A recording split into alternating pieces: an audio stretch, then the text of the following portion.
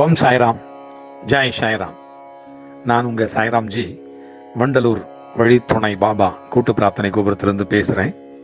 அநேக சாய் சொந்தங்கள் என்ன சொல்கிறாங்கன்னா, முக்கால் வாசி பேர் பேசுகிற அந்த சொந்தங்களில் கிட்டத்தட்ட முக்கால் வாசி பேர், அப்பா நான் பாபாவுக்கு விளக்கு போட்டேன், நீங்கள் சொன்ன மாதிரி தான் விளக்கு ஏற்றிட்டு வர்றேன், ஆனால் நான் விளங்காமல் போயிட்டேன்பா அப்படின்றாங்க. நான் பாபாவுக்கு எவ்வளவு நான் செஞ்சிருக்கேன் தெரியுமா, அவரை எப்படி கும்பிட்றேன் தெரியுமா, ஆனால் அவர் எனக்கு ஒன்றுமே செய்யாமல் போயிட்டாரு இப்படின்னு சொல்றவங்க இருக்காங்க. நிறைய பேர்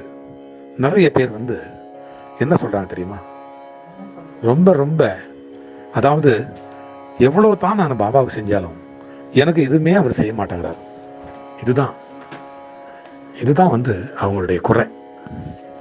என் பிள்ளைங்களுக்கு ஃபீஸ் கட்ட முடியல, வேலை மேலே பிரச்சனை, அது மேலே பிரச்சனை, இது மேலே பிரச்சனை, ரொம்ப கவலையாக இருக்கும்போது கூட, ரொம்ப மோசமான நிலையில் இருக்கும்போது கூட கை கொடுத்து தூக்க மாட்டேங்கிறாரு. அப்புறம் எதுக்கு நான் அவர் கும்பிடணும்? எதுக்காக நான் அவர் கும்பிடணும்? ஒன்றுமே செய்யலையே. இத்தனை வருஷமாக நான் கும்பிட்டுட்டு இருக்கேன், எனக்கு அவர் என்ன செஞ்சார்?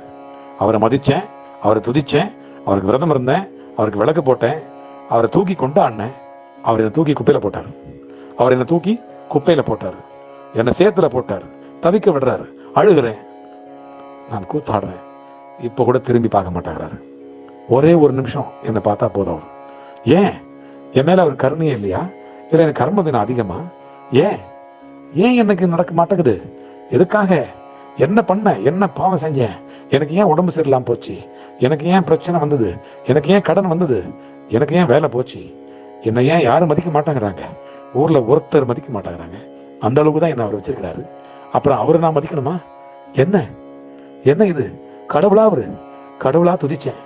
எல்லாரும் நீங்க பேசுறீங்க, அவரை தூக்கி பேசுறீங்க. நான் உங்களை விட நான் அதிகமா மதிச்சேன், துதிச்சேன். ஆனா இப்படி கைவிட்டாருன்னு நான் நினைக்கவே இல்லை. இந்த அளவுக்கு என்னை கைவிட்டுருவாருன்னு நான் நினைக்கவே இல்லை. என் குடும்பம் நடுத்தர நின்னா கூட அவர் 4 நிமிஷம் என்னை பார்த்துருக்கலாம், 4 செகண்ட் பார்த்துருக்கலாம். பார்க்கவே மாட்டாரு. என்ன பண்றது நான் அப்படின்னு சொல்லிட்டு பேசுறவங்க எவ்வளவு பேர் இருக்கிறாங்க. என்ன இதுக்கெல்லாம் நம்ம என்ன பதில் சொல்ல முடியும்? அதாவது மனம் தளராமல் இருக்க சொல்றாரு பாபா. சொல்லுவது எளிது, சொல்லுதல் யாருக்கும் எளிதாம், அறியவாம் சொல்லிய வண்ணம் செயல் அப்படின்னு வள்ளுவர் சொல்லுகிறார். சொல்றது நமக்கு ஈஸி, ஆனா நம்ம சொந்த மாதிரி நம்மளால நடந்துக்கிறதுக்கு நம்மளாலேயே முடியாது. அடுத்தவங்களுக்கு ஈஸியா நம்ம அறிவுரை சொல்லலாம், அவங்களுக்கு தைரியம் சொல்லலாம், அப்படி சொல்லிட்டு நம்ம நகர்ந்துட வேண்டியதான் நம்ம வேலை. ஆனா அனுபவிக்கிறது அவங்க தான். நமக்கு அது செய்தி, அனுபவிக்கிறவங்களுக்கு அது அனுபவம். இது நம்ம தெரிஞ்சுக்கிறது இல்லை. அது மாதிரிதான் சாயப்பா எனக்கு செய்யவே இல்லை, எனக்கு ஒண்ணுமே செய்யலைன்னு சொல்லிட்டு எவ்வளோ பேர் கஷ்டப்படுறாங்க. அதுக்கெல்லாம் காரணம் என்னதான் காரணம் அப்படின்னு நம்ம பார்க்கணும். என்ன காரணம்? மனம் தளராமல் கடமையை செய்வோம். ஒரு சின்ன கதை பாருங்களேன். துறவி ஒருவரை சந்தித்தான் ஒரு மனிதன். சுவாமி, என் வாழ்க்கை முழுவதும் கண்ணீர் கண்ணீர் கண்ணீர், பிறந்ததிலிருந்து துன்பம் துன்பம் துன்பம், துயரம், வறுமை. எனக்கு இந்த உலகத்திலே வாழத் தெரியவில்லை. நான் நேர்மையானவனாக பிறந்து விட்டேன், உண்மையானவனாக இருந்து விட்டேன், இறை நம்பிக்கை உடையவனாக நான் வளர்ந்து விட்டேன். எனக்கு பணம் சம்பாதிக்கவே தெரியவில்லை. எனவே அவ்வப்பொழுது பட்டினி, வேலை செய்யும் இடங்களில் என் உழைப்பு சுரண்டப்படுகிறது, என் கூலியோ குறைக்கப்படுகிறது. எனக்குரிய கூலியை காலம் தாழ்த்தி தருகின்றார்கள் அல்லது அலைய விட்டு தருகிறார்கள். கூலி வாங்க நான் அலையும் பொழுது செலவுக்கு வேண்டிய தொகை என் குடும்பத்தின் 3 நாட்கள் சாப்பாட்டு செலவிற்கு ஆகிவிடுகிறது. இப்படி எத்தனையோ சொல்லலாம். நான் ஏழையாகவே உள்ளேன். ஏழையாக இருப்பதை குற்றமாக நான் எண்ணவில்லை.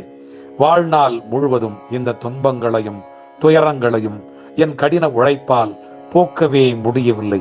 எனவேதான் நான் சாக முயற்சிக்கிறேன். நீங்கள் என்னை தடுத்து விட்டீர்கள் என்று கதறினான். மகனே, மகனே, நான் கேட்கும் கேள்விக்கு நீ பதில் சொல். உலோகங்களிலேயே தூய்மையான ஒரு பொருள் என்று பாமர மக்களால் மதிக்கப்படுகிறது தங்கம். ஆனால் அது விலை அதிகம். அதை ஆபரணமாக்க மனிதர்கள் முயலுகின்ற பொழுது என்ன செய்கிறார்கள்? நெருப்பிலே போட்டு உருக்கி, சுத்தியால் தட்டி, நீட்டி வளைத்து, பின் சிறு ஒளியினால் செதுக்குகின்றார்கள். மீண்டும் நெருப்பிலே இட்டு காய்ச்சுகின்றார்கள். சாதாரண உலோகமான தங்கம் மற்ற உலோகங்களை எல்லாம் விட விலை உயர்ந்தது, தூய்மையானது என தெரிந்திருந்தாலும் அதை அவர்கள் எவ்வாறெல்லாம் பாடுபடுத்துகிறார்கள்.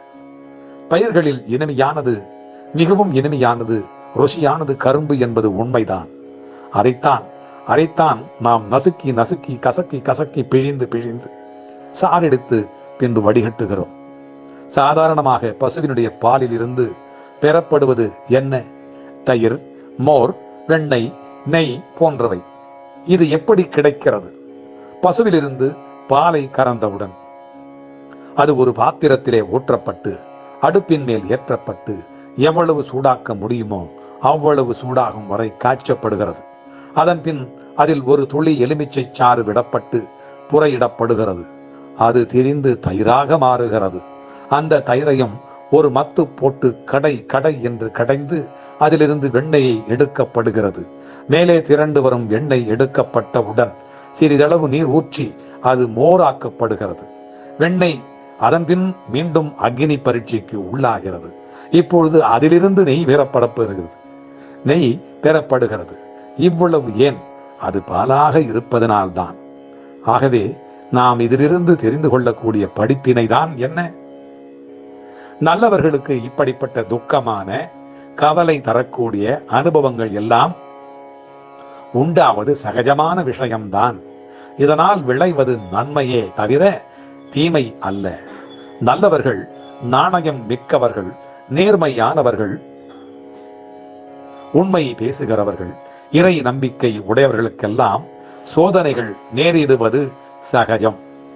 இறைவனை சரணடைந்தவர்கள், பாபாவை சரணடைந்தவர்கள் இந்த சோதனைகளை பொருட்படுத்தவே மாட்டார்கள்.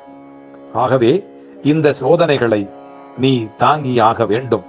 முடிவிலே நன்மை மட்டுமே உனக்கு கிடைக்கும். வீட்டுக்கு போ, உன் கடமையை செய், பலனை எதிர்பாராதே. அந்த பலன் இறை அருளால், சாயி அருளால், பாபாவினுடைய அருளால் வித்தியாசமான வடிவத்துடன் நீ எதிர்பாராத நாளில் எதிர்பாராத விதத்தில் வந்து உன்னை காக்கும் என்று அவனை ஆசீர்வதித்து அனுப்பினார் அந்த குரு. தெளிந்த மனதுடன் வீடு திரும்பினான் அந்த மனிதன். நமது கடமையை முழுமையாக சாயி நம்பிக்கையுடன் மனம் தளராமல் செய்வோம். நமக்கு உண்மையிலேயே என்ன தேவையோ அதை நம்முடைய வழித்துணை சாயப்பா கண்டிப்பாக தருவார் என்கின்ற நம்பிக்கையோடு செய்வோம். கண்டிப்பாக நல்லதே நடக்கும். நம்பிக்கை, பொறுமை, இதுதான் நமக்கு தேவை. என் அன்பு குழந்தையே, என் வார்த்தைகளை நீ அடிக்கடி கேட்க, வாழ்வாங்கு வாழ இந்த சேனலை சப்ஸ்கிரைப் செய்து கொள். அல்லாஹ் மலிக்.